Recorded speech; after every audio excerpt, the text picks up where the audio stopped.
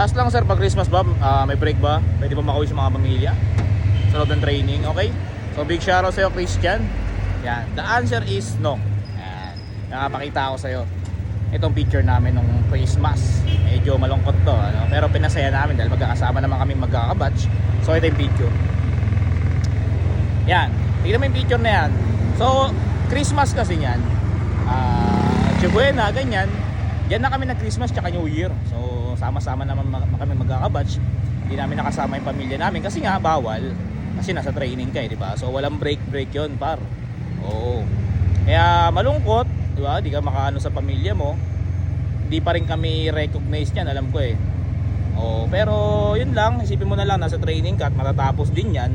At enjoy lang kasi hindi lang naman ikaw yung di nakauwi, lahat naman kayo eh, no? So isipin mo palagi lahat ng sakripisyo mo, pagtitiis mo dyan, lalo na sa mga occasion na hindi ka nakakapunta, is para rin sa pamilya mo, no?